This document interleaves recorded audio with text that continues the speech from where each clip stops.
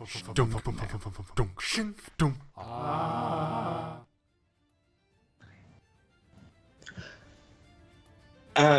famed dungeon master Meatloaf once said, when pitching his new campaign to the party,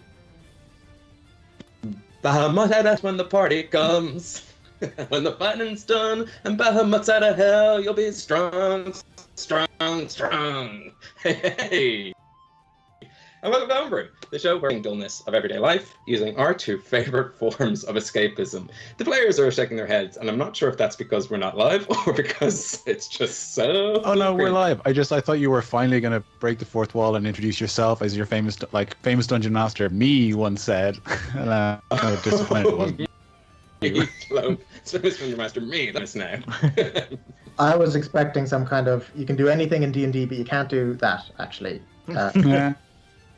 So I started, actually, to be honest, I started with Kylie Minogue, Can't Get You Out of My Head.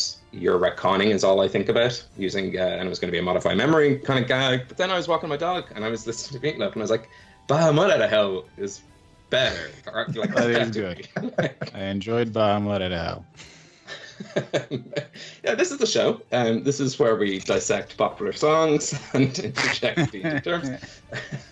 No, we're a Dungeons & Dragons 5th edition homebrew actual play show. What we do is the world and the pantheon, the general settings, mythology and folklore, but the actual game we play is very much inspired by the beers and brews and alcoholic and non-alcoholic drinks we have at the table. So we usually start seeing the beers, not even ourselves. The beers are more important than we are. We're never like, oh, hi. We're 48 episodes in, you know who we are. Or at this point, you don't care. So I will kick us off. I am starting with an Apex Oatmeal Stout by Wicklow Wolf. I don't know if I've had their stout before. Surely I have sometime in the past. I think I had one of their, I think they had a chocolate stout or something I had. That was really nice. Yes, yeah. There was one called like Pearl something or other. Yes, yeah. They have a north-south. It's the one I'm thinking of. It was really nice. Well, what are you drinking, Wes? Given that we're chatting. I'm starting out with my classic Haas and Fenton just for a fresh beverage, and then I am also drinking some. Where are we? Some Lervigs. I've got Lucky Jack, which I got because we always forget to use the beer names to help us in the game, and this is called Extra Hard. So I'm hoping I can either hit someone extra hard or like stare at them extra hard or something. Oh, I hate to be the bearer of bad news. That just means that DC is going to be extra hard. Yeah, I did think that, and I was hoping you wouldn't join those dots. Which is why I also have House Party. So if things go badly, I can just throw them a little party or something. But Nice. they're both Lervigs, which I'm not too familiar with, and I'm excited to try them. They're both nice. I've had both of them before. Okay, cool. Moving around, Paul, what are you drinking? I am not drinking today. I'm just Cool. drinking just drinking Coke. Yeah, fair enough. Good. I shouldn't be. I got quite drunk over the weekend, and I'm still feeling the effects of that. So that's why I have a lot of low percenters in front of me, and then that's it. And then I Keelan. fully thought Paul was going to leave us hanging with dead air, being like, I'm not drinking, and I'm not clarifying why. Yeah. No, I just don't have anything. I'm That's house sitting fair. and everything, so Yeah. coffee sans my usual stuff. You don't have to drink on this show. It's not like it's our entire bit. But you honestly don't. I'm Sorry, show business and peer pressure. on a lot of stuff. What are you drinking, Keelan? I am drinking a beer that I was really excited to drink. So excited that I've chosen to ignore the fact that it's 7.1%. It doesn't have a name on it, but it's described as a lilt-edged tropical sour. And I couldn't be more excited about a lilt beer. So, because I tried to make my own lilt radler last year, and it was vile. It was the worst thing. Yeah. As you'd imagine, mixing a beer with some lilt, it just didn't work. I kind of hoped it would, you know? But No. this is what I tried to make myself a year ago. It's a garage beer. It says dry and bitter. I don't know if that'll be helpful in the game. Perhaps. Do you feel like they ripped off your idea? Like you had the flavor in your head, you just didn't have the know-how to make it properly? Yeah, I think that's exactly what happened. Yeah. It's what is it? Pineapple and pink grapefruit.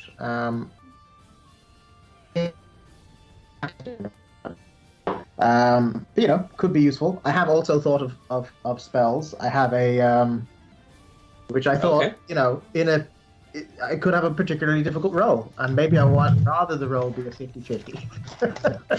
I actually That's the point, Let me see if I can find it. Improve your odds from very poor to maybe 50-50. Where did you get that one from? on one side, and it's a 20 on the other. I got it from Dakota Irish. I picked it up, but it is a 50-50 at D2. Oh, cool. So if you need to take it, Okay, I was going to say you've got a D2. if I have to That's use class. this, That's really cool. I didn't know they had those.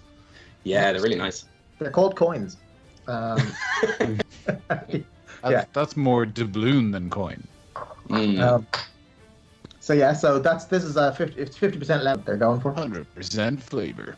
And then other than that, another grand that'll be useful, and a minky doodle, So the minky doodle is a raspberry sour ale that's also 7%. So if I after the tropical sour, then it's going to be a rougher day tomorrow.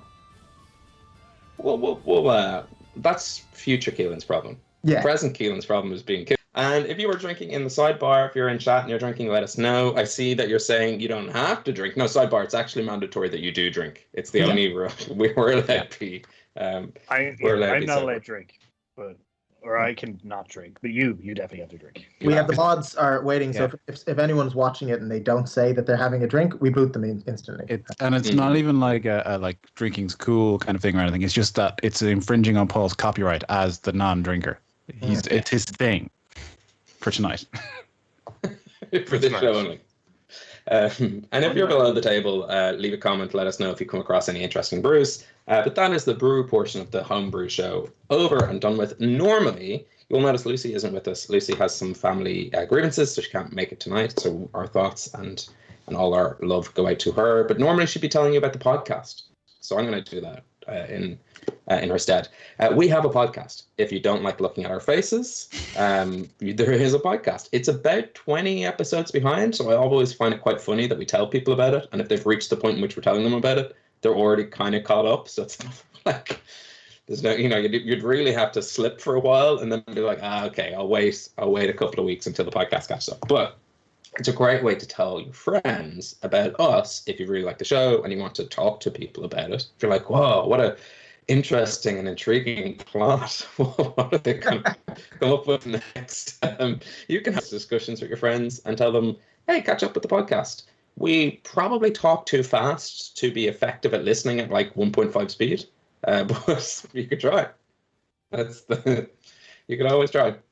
And then final announcement of today's show, at least new announcements. We have an Obsidian Portal giveaway. We're announcing the winner tonight. It's going to be, if you go to our Twitter, which is at HomebrewQuest, you'll see a tweet from us kind of showing you how to enter the competition. Essentially, it's a like and retweet sort of thing. If you like and retweet, I'll be going to all those retweeters and adding in all the sort of recent subscribers on YouTube, because they got extra entries for that, into a little raffle, and I'll do it.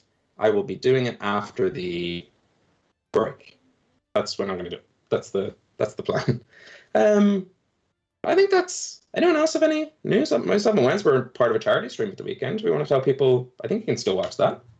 Yeah, I think it's... Is there a VOD up of that? If not, if anyone here was involved in the Romancing the Dungeon 24-hour charity stream, huge thank you. It was wildly successful.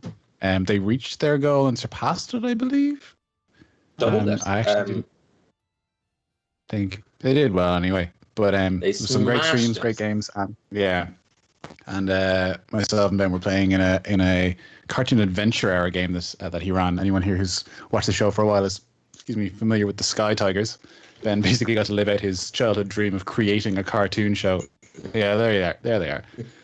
And we got to play as the titular Sky Tigers. It was a lot of fun. It's a really fun game system, very open-ended, so you can be quite creative with it. But definitely playing it again sometime. We'll reshare the VOD or anything if there is one. I haven't seen one going up, but I'm sure there will be at some point. I think there is on Twitch. If you go to Twitch /D8, Dungeon 8 as in the number, You can watch the VODs there, and I believe they're going to be popping up on YouTube in about a week or so's time. But we'll be posting about it on social media. We'll tell you when it goes up. It did complete my dream of Sky Tigers, the cartoon, the stream, the charity, the beer. Next, the musical. I guess just gotta keep going in it. I think we should probably play some Dungeons & Dragons. That's my idea. Thing. Yeah, that might be. Let's roll some dice. If you might be able to tell from you, we're all shattered. We're all very tired. So he's up. I will do my best to make it as thrilling and as exciting as possible. But of all the shows to second stream, go play some Stardew. We'll be the lo-fi. We'll be Humber lo-fi beats in the background for you. Cool. Are we ready to feeling good? Feeling excited? Oh yeah. Good, I guess. Yeah. Right. Imagine if you went to see a play and then the guy playing King Lear walks up and just takes a seat and goes, "Oh, so tired," before we even get this started. Just so you know what you're in for. Okay, start the scene. Yeah, I've broken kayfabe. That's the wrestling term. So without further ado, grab yourself a drink, pull up a chair, possible, but not always a probable. Wizards. Excellent. Yeah, my goodness has gone gremlin. Sorry, hey. Because I like it a happy on, considering the next sentence is going to be, "You're surrounded by everyone and they're all trying to." Yeah. Bad news with a smile.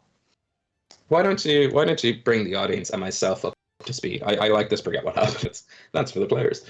So where are we, Randir? Congratulations, viewers! You've won yourself a recap, brought to you by Randir Gorham, artificer extraordinaire. Last time on the exciting adventures of Huck's Punks, the gang experimented with interdimensional teleportation.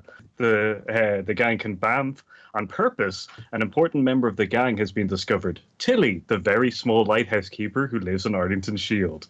But eventually, Huck bamfs and sends Amon, Arlington, Grud, I kind of forget the group, to a dark plane where he meets Guinness, an ancient and hungry monster. But before something can fall our hairy friend, he is flung back to Randir and Huck's dismay that they had failed.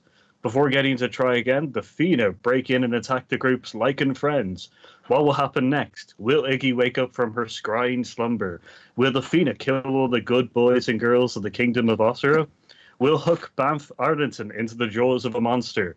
Will Randir avenge his friend Fredo the Fox? Find out in this week's episode. This recap brought to you by Goat's Workshop, the one-stop shop for badly named wondrous items. Shop at Goat's. And if you're looking for a delicious handcrafted beer and ale, look no further than the Cave-In Brewing Company, hags and inventors of the famous Dying Light Ale. Back to you, fabulous DM. Paul, you've done the one thing that every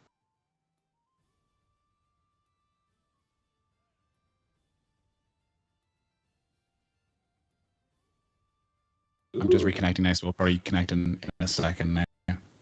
Did we lose all Paul's good recap?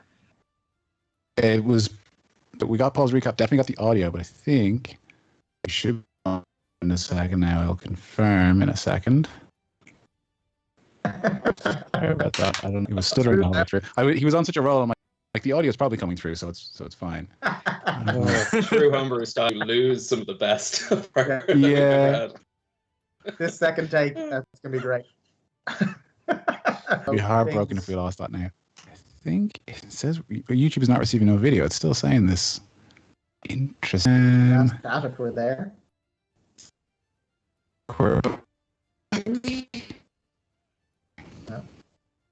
If we are back, I apologize for this bad radio. We can just chat until we're back. How's the wife? How's the kids? How's the family? Still very stuttery. I don't know what's going on. Yeah. I think we are. I just put a pen in my mouth and I can see myself sucking on a pen on YouTube. But is it streaming okay for you, Ben? Is it? It might just be stuttering on my end. We're stop motion. I don't know why this is happening. But are we audio? I'm gonna put my video bit right back down. Actually, that might be why. Oh, can I change it while we're going out live? We're back apparently. Yeah. We are back, but we are stop motion. Okay, I've lowered my bitrate. Hopefully that helps. Clay Fighter. That was a good game. That was a good game. Clay Fighter was good, yeah. Earthworm Jim was a character in Yes, it was. 64. Oh, well, 32 and a half. 30, Yes, 33 and a half, 33 and a quarter. something like that. I can't remember. Okay. Okay. Looks a lot more smooth, I think. You're really saying it's Wes's fault? Audio is stuttering Yeah. now too, apparently. In fairness, if I put I'm in not sure bit why rate this is happening. here, Resume episode. It's the enjoyment of live that it comes with all the hiccups and ups and downs. Paul, I'm not going to put you through having to do that all again. It's up to you. I'm not going to say. Chatter's saying they got most of it. So. sure. He didn't have it written down. That came off the top of his head. Yeah, felt like I built a script. Yeah, I'll go from what will happen next. What will happen next? Will Iggy wake scrying slumber? Will Huck fanfare? As we progress through the hall, there's a few small steps, 3 to 5 steps down towards the doorway, and it is at the bottom of these steps that you see a decapitated wolf's head. There are candle chandeliers hanging from above that are tied securely to the wall at gallery level with sort of classic ropes, that kind of thing. It's a mix, if you're trying to picture it in your head, between like any hall you go into in Skyrim, like the halls of Winterfell, their banquet halls, a little bit of the Walder Frey's setup where the people are shooting the thing and the spoiler. You know what I'm talking about if you know what I'm talking about. Bear pelts on the floor. Yeah. Chests of which you can kind of like hide yourselves. As you crouch down, you see a little eye icon slowly fade off your vision. The usual stuff. It's mid-action, but you guys, as the heroes and as the sort of narrative leaders of the show, you can tell me what you'd like to do. It's a bit of a standoff at the moment, and tension is high. Yeah. I can't just like. Fear. Can I yell Fianna stand down? You can. Yeah. Fianna, stand down, boyos. You've got the wrong idea. And I don't know, point to my. I mean, I don't know how much time you want in a half action. So yeah, speech. That much is probably fair. Point to my Fianna clothes. I have disregarded or forgotten. I don't think Huck is thinking at all about the fact that he now looks like a puka. So I haven't done anything about that. No worries. So we have Huck screaming stand down. Rander, you are saying you cast Flaming Spear? Flaming Spear. Okay, nice. Okay. This ball of gaseous flame appears in front of you, which you can roll around like... Can I cast Counterspell on Paul? If you want. I'm trying to stop this from escalating. And he's Keelan, they're stairs, not escalators. Don't worry. You're safer. Oh, right. Well, you can do what you want to stairs. I've actually never cast Counterspell, so I just wanted to cancel the spell, right? Yeah, it's a reaction, and I think is Flaming Spear, it's lower than 3rd level, I believe. I think it's a 2nd level spell. I'm casting it from the 3rd level. Ah, but if it's still 3rd level, it will cancel. Look, you can use a reaction to counterspell that. Yeah, it's negation within 60 foot of a creature within 60 feet of me casting a spell. Okay. I can stop it. We've managed to go an entire campaign, I think, from doing inter-team deception checks and like all those kind of things, but now we're counterspelling.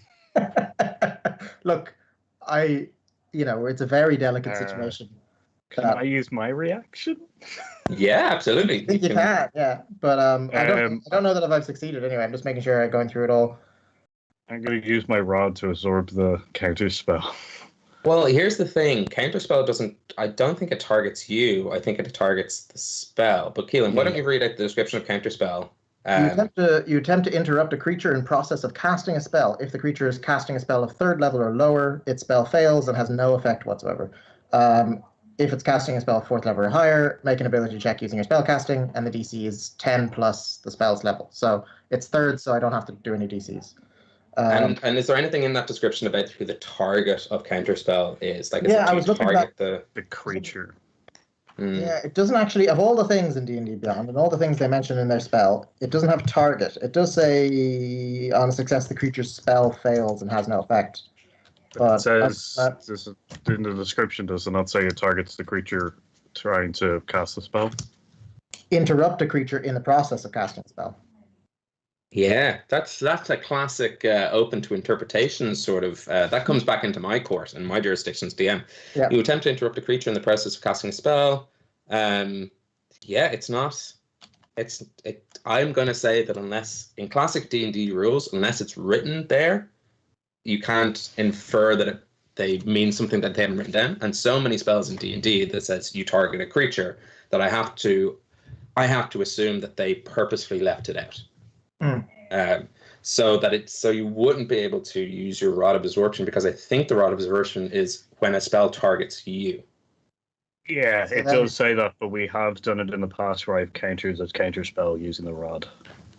Huh.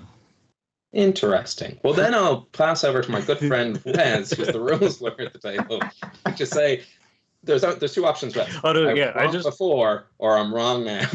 Yeah, I just want to point out, because Randir's friends with these people, and the head of one of them has just come through the window. Yeah. No, I mean that makes sense. And I'm friends with the Fianna, although they might not know. But my is that I don't just cancel it before it happens. They see a fireball and then I stop it somewhere in the middle. I'm using it to give me clout, hopefully. Sure. We'll keep that situation sort of self-contained. Arlington, was there anything you did, like, you can just point blank go, no, Ben, figure that out. Is there anything you'd like to do? Sorry, one more time. Where are we in relation to the Fianna and the werewolves? Are we kind of like in the middle of a V sort of thing? A little bit. So you have the Fianna sort of beginning to circle and fan out in a semicircle at the doorway, and you've got the werewolves doing the kind of opposite, and you are sort of the center ball of a pokeball, if you know it. Like, you're sort of in the clumped in the middle between all of them. If you imagine what a pokeball looks like, and then the little circle in the middle, that's you guys. Red half werewolves, white half Fianna. Okay, I immediately understand now. Thank you. I'm gonna put hands up either side and be like, please, no, what's the meaning of this? So in a matter of seconds, as the Fianna burst in, as this wolf's head crashes through the window, and they say, at the end of the last episode, they were saying that they are here. We are here to apprehend a bandit who has caused trouble from Inish Bay to Drake to Sleep Gem. And we have searched it down to know that it is one of you werewolves. And what a delightful den to find. All this, we're going to be heroes. We're going to be legends back in the Fianna headquarters. Yes, I think we'll take you all in. Even you. And they look towards you, Huck. An abomination. Wearing our uniform as if you're one of us. Ugh. I'm sorry, can we see some identification? You don't really sound like any Fianna officers I've ever seen. Aye, this is a disgrace. Where in any of the Fianna books would you do something as showboaty as throwing in someone's head for intimidation's sake? It's only a thing baddies do. Listen to yourself. It was pretty baddie-like, yes, he's right. I've never known a Fianna to act like this. Do you see the leader kind of steps forward of the group, and they're the one kind of holding court. All the others seem to be it's not weapons down. There are bows out and aimed, but you get the feeling, and you would know, Huck, that until an order is given, they're not going to fire. So they don't want a viral video of themselves where one of them steps out of line and shoots off a bow. They don't need that kind of PR rep. They turn around and go, you have some gall talking to me about honor and structure. Monsters, all of you. Oh, aye, the world's very clean. Leave Randir alone. He's new. I cast Flaming Sphere again. Are we within casting actual things? Yeah, you can do. Enough time is 6 seconds have passed. We're not in necessarily in initiative order, but again, that ball of fire then and disappeared starts to, and this time, instead of it being sort of an instantaneous thing, Randir, it almost just forms quite intimidatingly I guess a little bit like a Hayuken or like a Kamehameha, like you're just stretching it within your arms, ready to fire it out. Okay. Before he fires, so he's just prepping it. I'll go to Rander, unless you want to fire it. Well, because the sphere gets essentially summoned within an area that, so like I would actually summon it at the guys. So it's a 5-foot sphere, appears in an unoccupied space of your choice within range. So I would, and then anyone who ends their turn within 5 feet of the sphere. So I'd literally be just casting it in the middle of the Fianna that I could. Okay, yeah. So Keelan, to your question, and Huck, to your knowledge, this sphere does start to form within their band. Christ. I wish banishment was a reaction.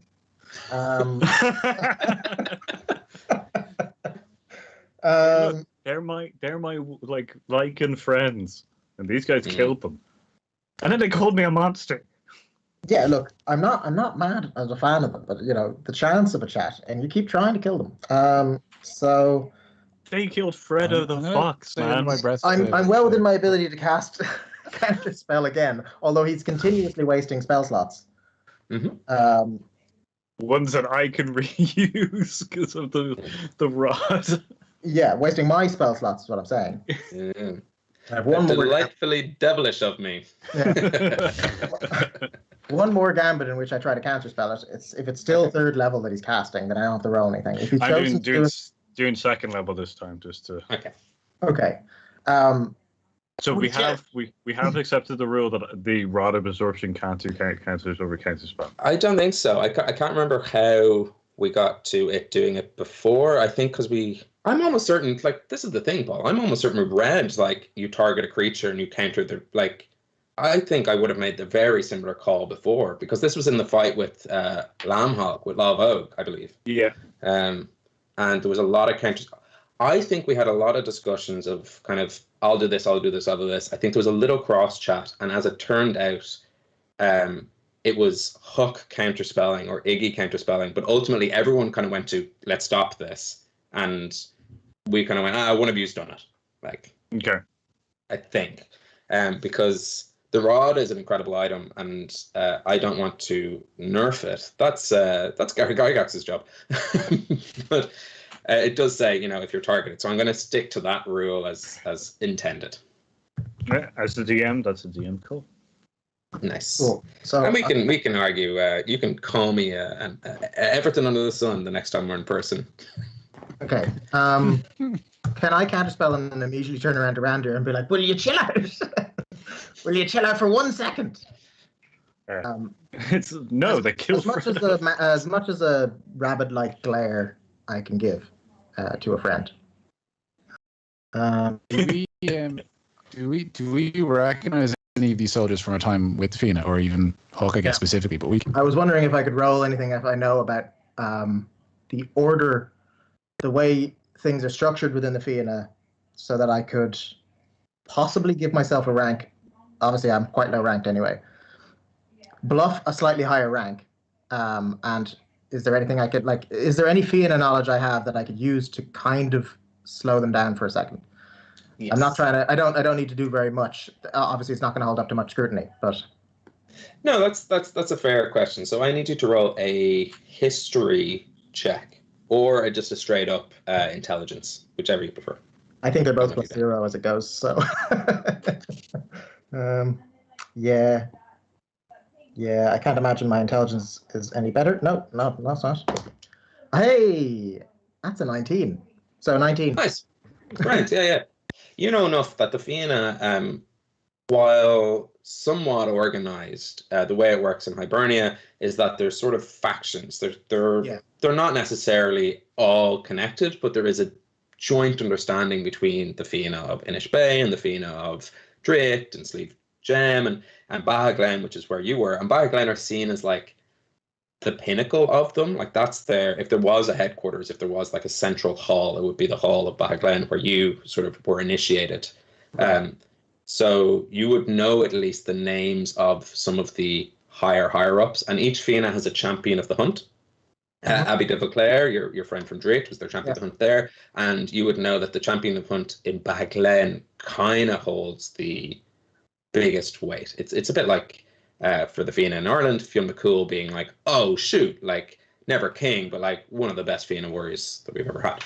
So here's the thing: is there any kind of covert term or name for that Fianna would know, but they wouldn't usually say for, this is a undercover operation, or this is a such and such level operation, No, because of that lack of organization. However, me saying no doesn't mean that like it's no. You can still do that if you want. Yeah, I'll make it up. It's fine. Yeah. What sounds suitably Irish? I wanted to call it like a Phoenix situation, but that doesn't make any sense. It was just the first thing that came to my head.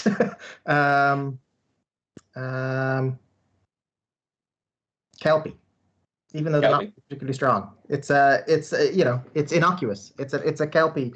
I am here on a Kelpie class mission. You need to stand down. You're in the wrong here. We're working with these people, and for the champion of the hunt of Drift. Could be Drift. Yeah. No, Drift I mean Abby de Vauclair. Abby de Vauclair. I'm actually saying I'm working for her. Yeah. Okay. And we can show this to you and prove this to you. We just all need to chill out. And also, I mean, honestly, who kills something and throws their head in the head? Like it's really not on. If this is true, then Abby de Vauclair has some gall because Drake is her jurisdiction, and the Kingdom of Ossory falls under our realm. We take precedent here, and we're not only working with the champion of the hunt of our own Dune, but of Inish Bay and of Sleeve Gem. So I'm afraid you need to stand down, and all of you need to come either with us alive. You're all monsters. For me, preferably dead. Oh, fine. Oh, we won't. We're cops on the scene, and these FBI assholes have just come in and taken jurisdiction. Yeah. Okay. Well, we'll just save only our part and leave your jurisdiction and the other 3 jurisdictions to all be crumbled to the Fae and to the Archfey and to Rua. Great job, lads. And if that doesn't faze them at all, I'll start attacking them. Randir has changed. We can't let you attack these friends of ours. They're unnecessary. Well, they're friends first of all, but they have an important role to play in defending the realm. You've no right to attack them. And Randir, what I'm taking out. I've switched from the rod to take out this glowing warhammer, and I'm just literally getting ready to run at that guy. Nice. I want you to. We might as well make it a multi-roll situation. Multi-roll intimidation. Huck and Arlington, you roll persuasion. It's going to be a group check using those stats. As this guy goes, you can see he's a little bit on the back foot as one of his men kind of whispers in his ear. But Abby de Vauclair was declared a traitor of the Fianna. If they're working with her, then all of these people are traitors. And he's sort of... I realized that after we said it. What's he actually said, though? But only by the government of Driat, not by the Fianna themselves. Yeah, it's a funny situation. The Fianna did seem to kind of... All the Fianna of Driat were sort of... Remember you went to the jails and they were arresting everyone. They were arresting all of the people in Fianna. So it'd be weird for them to listen to those people. They said we're all bad eggs. So, Yeah, they said you were infiltrated by Fae, corrupted by them, and now I see you gallivanting around with werewolves. So, results of the roll. Got a 6 on intimidation. Nice. I actually have a lot of things when it comes to persuasion, because if I have my glasses and my Bob apples, extra stuff happens. So I just need to. Also, you're charismatic as fuck. I'm just to make sure. It was a 14 for persuasion for me as well. Cool. That's pretty good. With my -1, that's actually a pretty good roll. Yeah. So we're at a 20 total. Okay. Okay, well, my roll is a 13, but I'm trying to remember if the Bob of Apples gives me. I can tell you were trying to beat a 30, so with your 13, you're at 33 anyway, so you don't need to worry about the extra stats. But we'll come back to that. As they do start lowering their bows, beside you, King Ferdinand goes, I don't care if they stand down, they've killed one of us, and we're going to kill one of them. Well, we have to figure out which one will be killed first. Let's at least discuss the situation. Temporary armistice. And I turn to the leader, or seemingly the guy who's leading this group.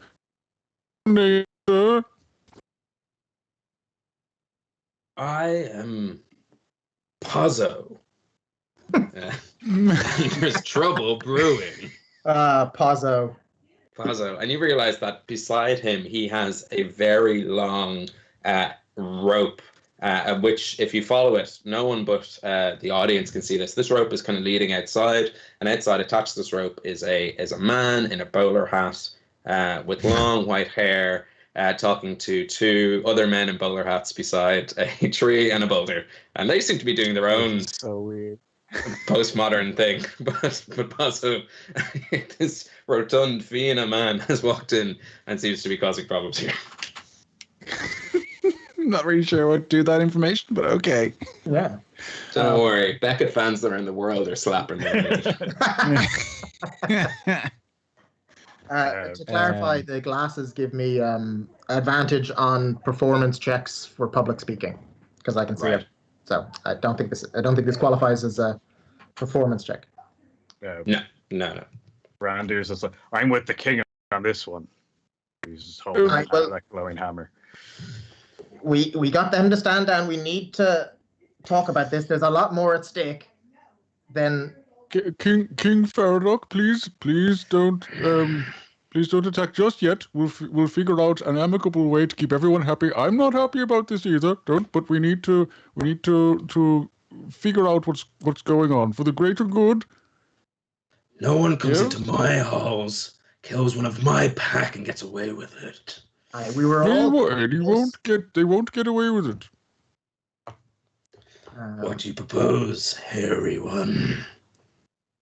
Well, that's just really pot and kettle business. We'll figure that out. No one's going to. They won't be. Justice will be served, but we figure out how and when. I mean, there's a chance. We're trying to stop the realms from collapsing in on each other. Perhaps we could put a pause on anything like that until we need all the numbers we can get. We're already down one. That's not great. Like to limit casualties until at least we've saved the entire realm, Did you say pause? Sorry. I was thinking the exact same thing, and part of me couldn't listen to the next half of the sentence because it was like, yeah. Let's take a Part pause. of Ben's brain that focuses on word home. Like a little dicing rods. You can tell that he is coming around to the idea, but there's still a lot of tension in the room, and Pazzo goes, negotiate with werewolves, with monsters, with beasts.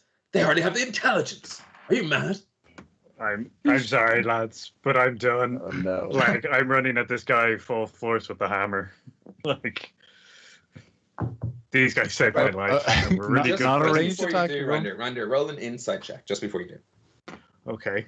I'd like to think this is the opposite of railroading you into a fight. Just I got an 8. An 8. Yeah, it doesn't look like this is going anywhere. There was no chance of this. There was no. Tensions are as high and as bubbling as they have been at the very beginning. If you're running in, we should all roll initiative.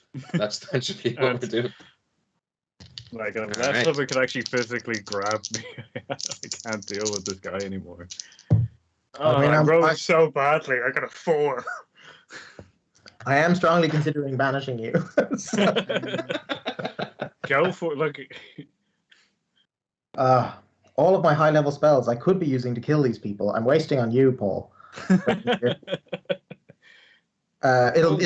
think that kind of decision will depend on an actual initiative roll anyway. So. I got a 4. Oh, for the first time in my life. A good initiative roll. 19. Oh, nice. I rolled like shit, but because of my new feral instinct trait, I have advantage on all initiative rolls. Oh, So I actually got 19. Nice. So you and Huck are on the shared initiative. Now,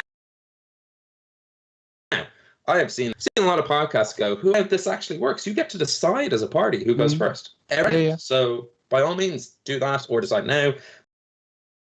But we're not going to do this dex thing that other DMs are doing. You can, every round, you can. Also, because how else are you going to get a fastball special? Unless you're on the same initiative.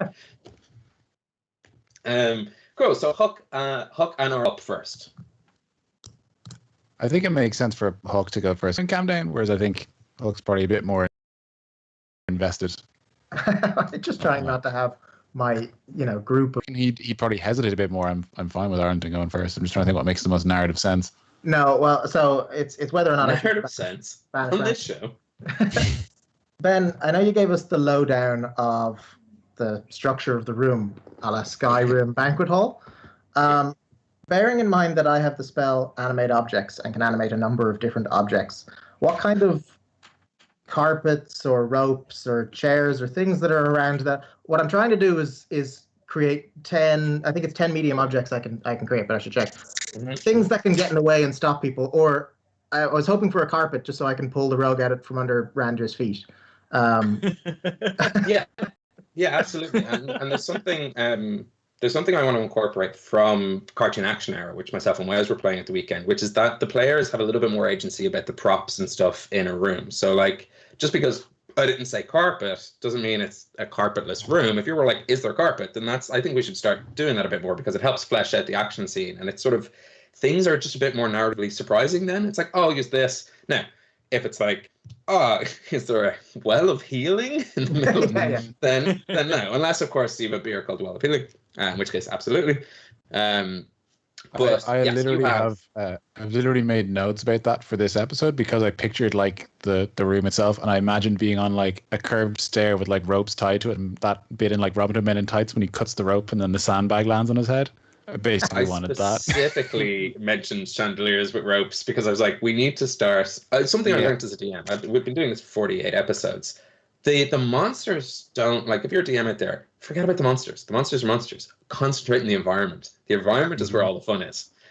So yes, to answer your question, Keelan, you have a be our guest level of cutlery and tables and ropes. That seems like Randy's going to get a lot of forks in the ass. I'm more imagining Fantasia here, like things coming into life.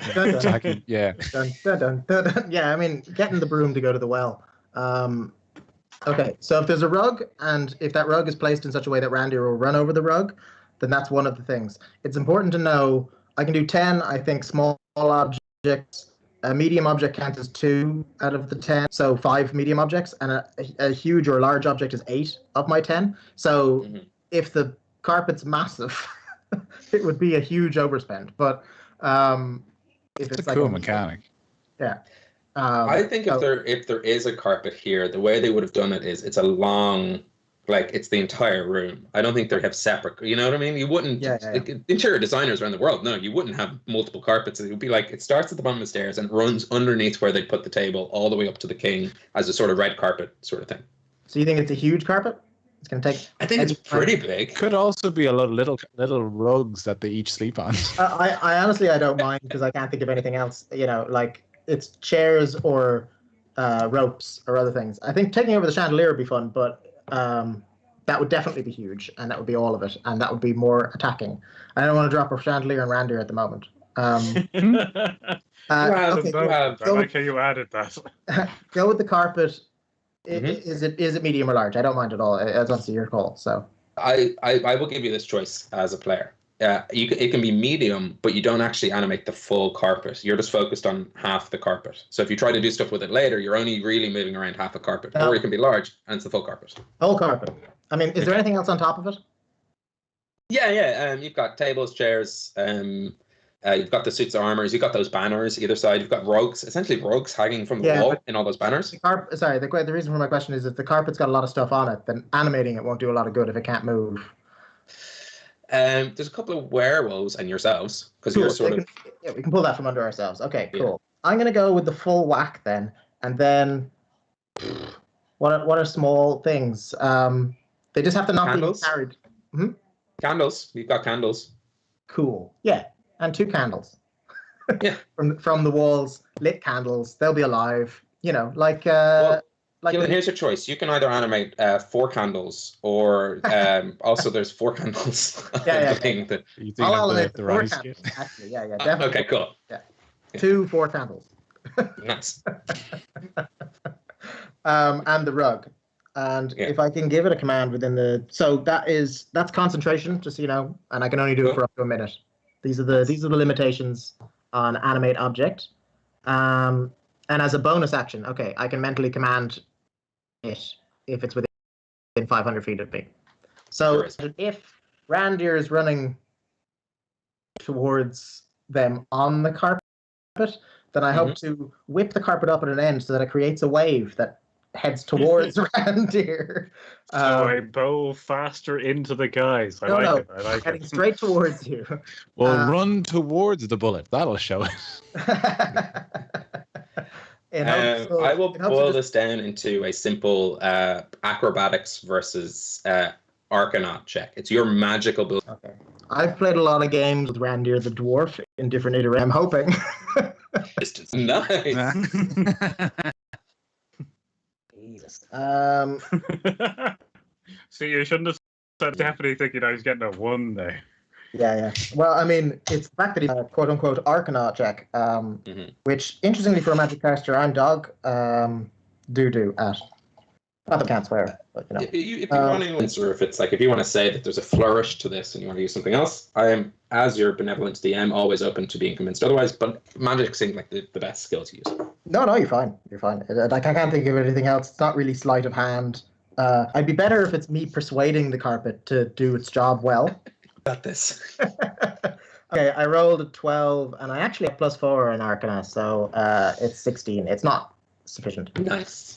This carpet starts to wave itself towards you, Randir. Randir, very slickly, you dive over, roll, and are still Warhammer in hand, rushing towards these Fianna warriors. Arlington and Huck, I need you to make acrobatics checks as the wave of this carpet comes towards you. Surely I can tell it to stop. Yeah. I can tell it to stop doing that. Right as it gets to me. Right as it so Arlington can freak out. I'm not going to tell him it's going to stop. Arlington, you actually don't know, so roll me an acrobatics just in case it's a natural 1, because you might dive out of the way unnecessarily. Ooh, not great. Acrobatics. 9. Yeah. It stops. Huck, you still have your movement. That was your action and bonus action. Yeah. ish feet. So that I'm not on top of the carpet. Nice. Do that. Ooh, Skype call is fucking up for me. Hang on. Oh, no worries. Yeah, apologies for those cameras, guys. They are okay. I think they're even out. No, they're doing the reshuffling thing because of the. That would be the carpet, I think, because we're involved. It's the carpet. It's throwing everyone all over the place. Okay, I think. No, it's going really fucking weird again. Apologies about this, everyone. I had a look at the chat. I like the comment, "Who throws a shoe?" I hope that was relevant to my animate objects. The wolf head, I think. Who throws a wolf head? Yeah. No, I think this who throws a Wes, audio-wise, we're still fine. The audio will be coming through either way, so the cameras might stutter a little bit, but we're okay otherwise. Apologies about that. That's fine. No worries. It is your turn. What would you like to do? So am I still in pretty much in between Fianna and Werewolves? Yes. And have the Fianna... No grapple dwarf. Yeah, that's what we were calling them. No grapple. Yeah, it was embarrassing. I think we cut out there. I think OBS completely cut out, but it says it's reconnected. So should be reconnecting. I have no idea what's happening here. They're having an absolute nightmare. I think my NDI is dropped. Usually it tells me. No, it's on my end, I think. Okay. I think Alright, we're that's fine. back. You usually see it in the top corner. Like it's zoomed in loads on my camera, and Ben is like jutted over to the side, and if I readjust, it'll like shift again. It's being really, really weird. Stream is back up anyway, but the cameras are completely fucked, and then it'll shift back to where they're supposed to be. So the audio is coming through. So Wes has turned into some books. I've turned into some books. Enjoy the podcast. I think we'll figure it out when we get to the break. But yeah, apologies everyone. Tab out. Go look at the internet. That's kind of cool. Let us follow you in audio form only for the time being. Yeah, we should maybe. Yeah, they're mentioning that there's buffering issues. We should maybe.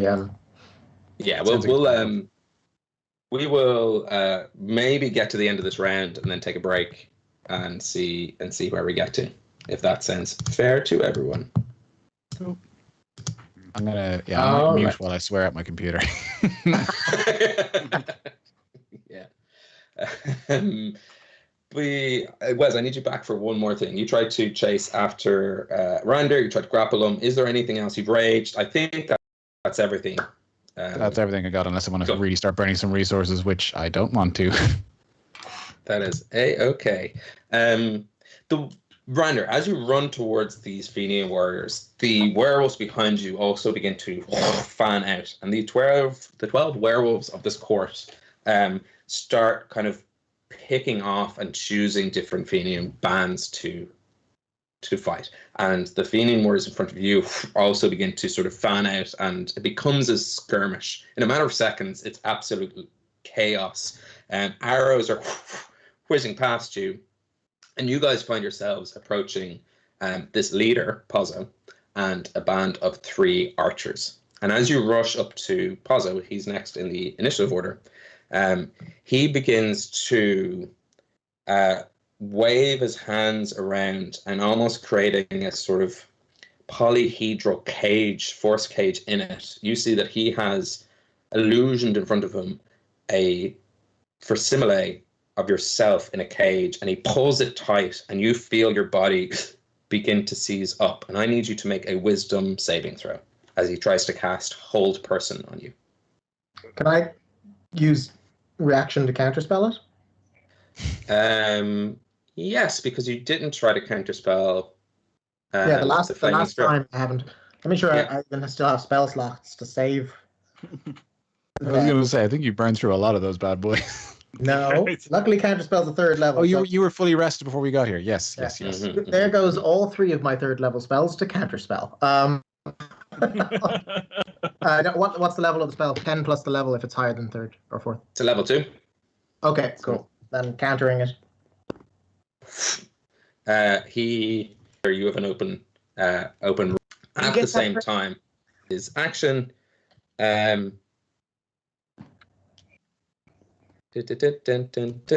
Cool. I just know what that is for later. That is the end of Pozzo's turn, but all 3 Rander, as you'd expect with an initiative 4, and they all begin to level before you get into melee range. They make 3 bow. Actually, they make 6 multi-attacks. So they're usually the Fianna warriors, this is the first time you've ever seen them in action, but they take out 2 arrows, pull them back, and 2 arrows each begin to shoot towards you. The first one is +6. So an 11 and a 22. Yeah, 22 hits. Cool. The next person is a 16 and a 24. 24 hits. Cool. And then the last one is a 22 and a 15. The 24 hits. Right. So of those arrows, 3 of them sink into you, dealing. I'm just going to do it all together for brevity. Cool. Boom. 12 plus 22 damage, 22 piercing damage, as these arrows just from 3 different sides go towards you, sticking in, and in some cases kind of glancing off. But that blow, that kind of, some of them don't necessarily pierce you, and that deals you some damage. That is the end of their turn. And you are up, Rander. Cool. I'm just going to full of Warhammer Pazzo and the. Nice. Before you do, Pazzo gets sort of this purple energy just rolls up his robes. Of all the Fianna in front of them, they seem to be injured clothing, sort of cloak and hood, classic wizard wear. And he sort of glows this purplish pinkish color, and there's a glint to his eye and there's a sparkle to his teeth, and I need you to make a wisdom saving throw. Always win. Always. And they all turn to him and go, whoa, What the hell? what the fuck? My weapon is enhanced by an infusion, which means I hit with an 18.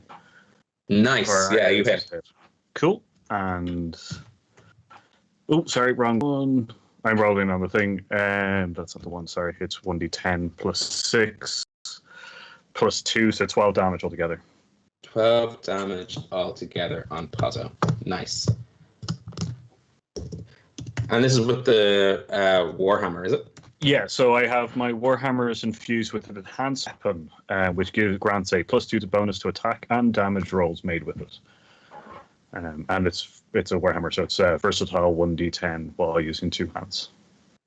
Nice. Yeah, you just boom straight in, and he goes,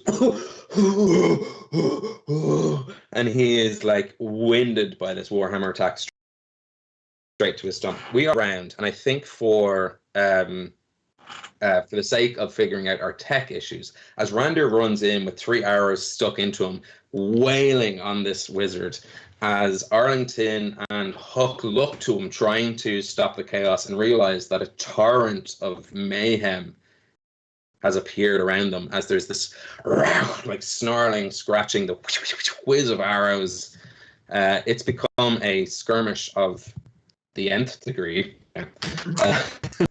Wait, hang on. There's ants involved? Oh, man, I'm out. I can't deal with trees.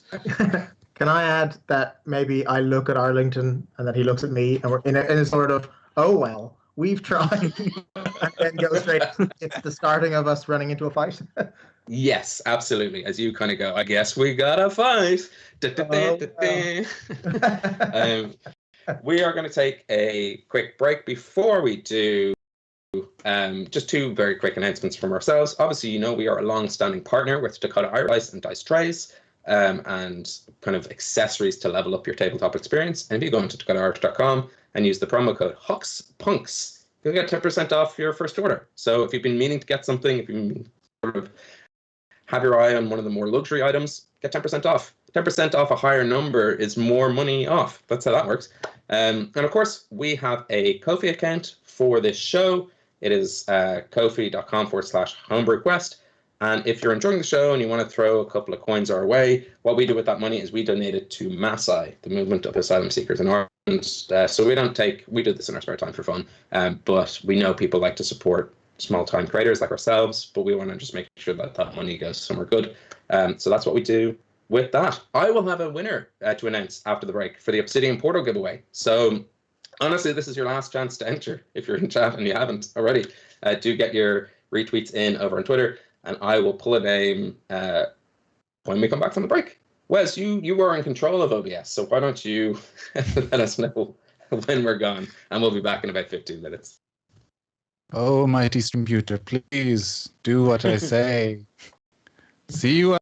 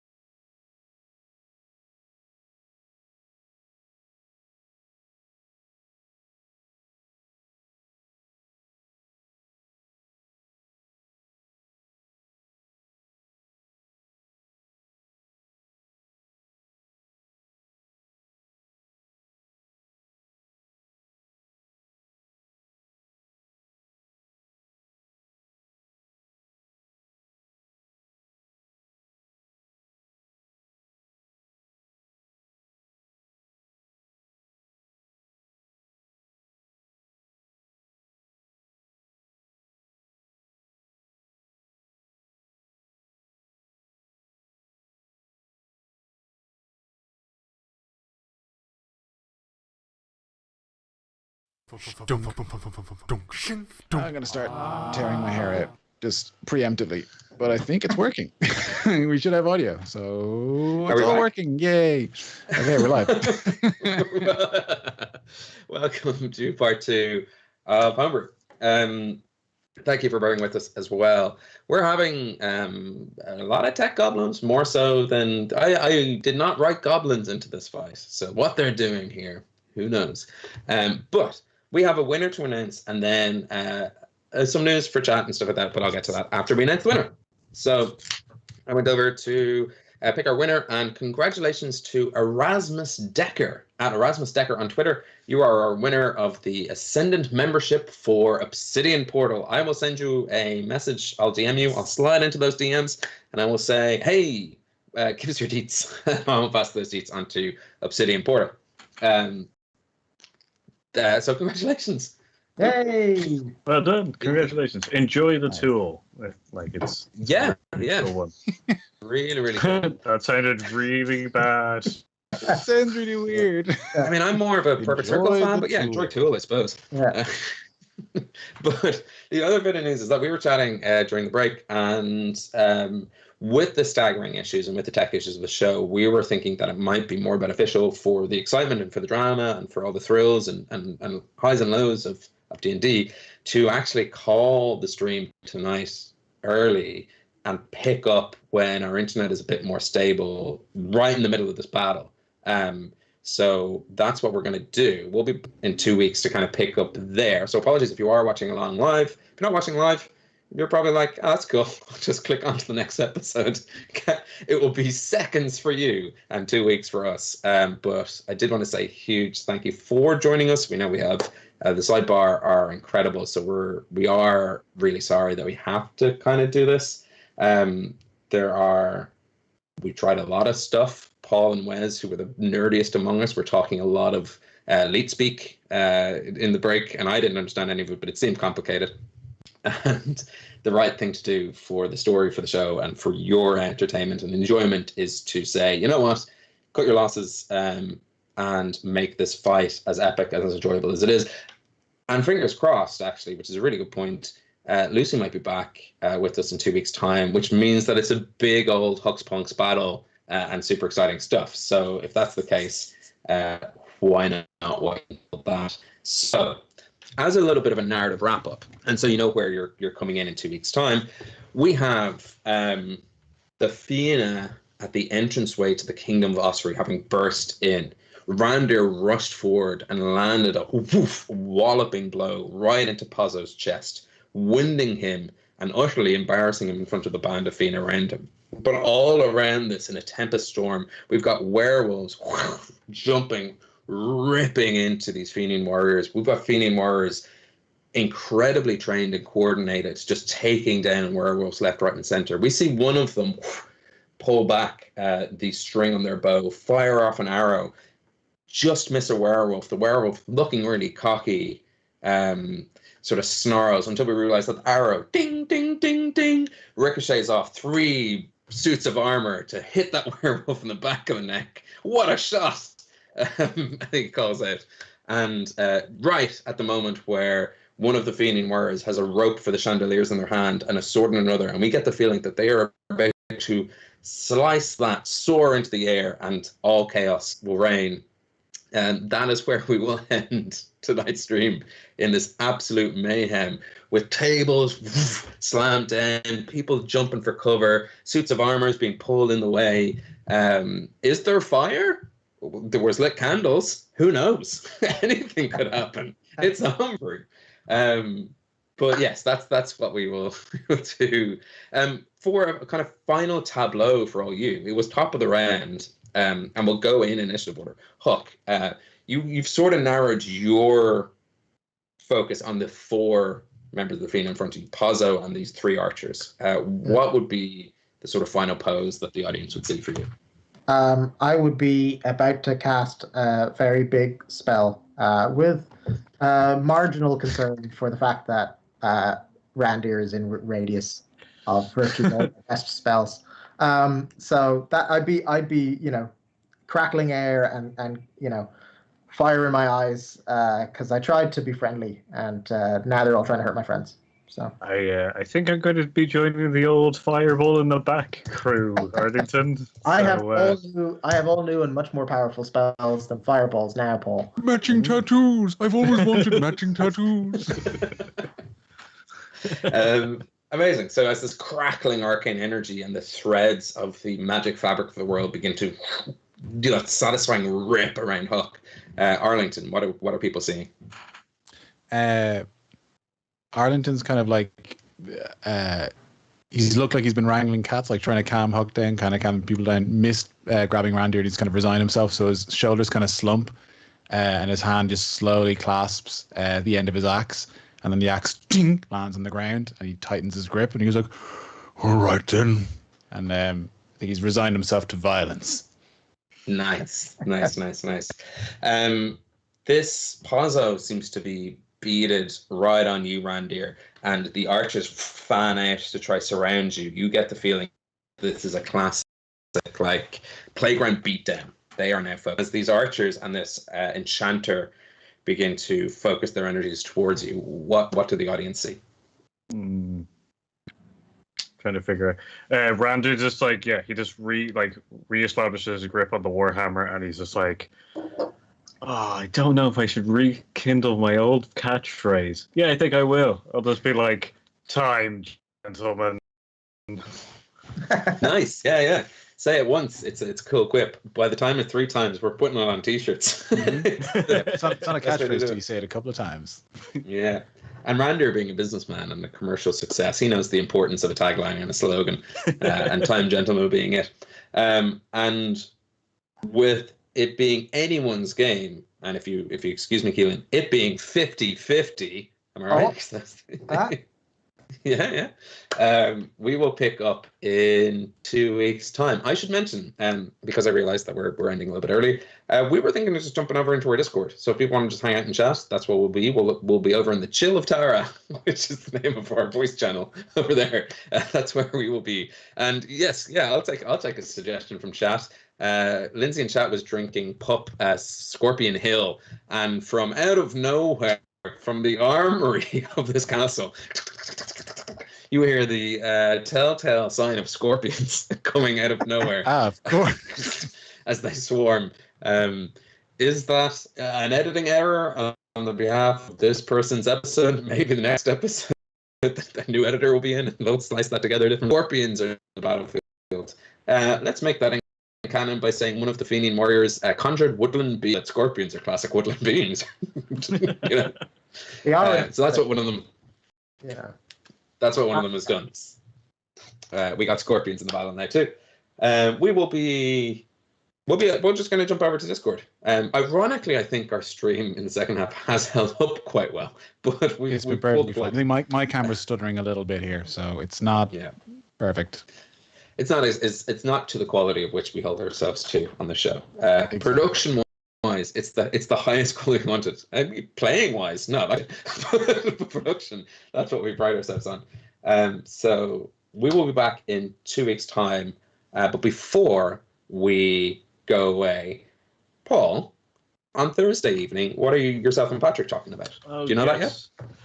Yeah. So I do Hear Us Out, which is a entertainment commentary YouTube channel. We go live every Thursday at 8 p.m. GMT time, which I think is +1 currently, because that's how time zones work. Mm-hmm. So and we're currently going to be putting up Resident Evil the movie franchise versus Underworld the movie franchise. So we had, I think it was a user submitted topic, so we're putting that in. So it would be interesting. Zombies versus vampires versus lycanthropes / werewolves. So nice. Kind of topical actually. Yeah. It's a cryptid showdown, which is very, very cool. Anyone else have anything they want to before I close this out? Keep an eye out for that Romancing the Dungeon charity stream. We'll be posting links to the VOD when it's available. Well, we can post a link to the Twitch VOD soon, but then when it's available on YouTube. Absolutely. And if you don't already, go follow Romancing the Dungeon across their social channels. They are the 8 dungeon across everything. 8 as the number. Check out season 1. Season 2 is coming soon. I believe September 18th. I might have pulled the 18th out of my hole there. But in September, season 2 for them starts. And they are a wonderful group of Irish tabletop creators as well.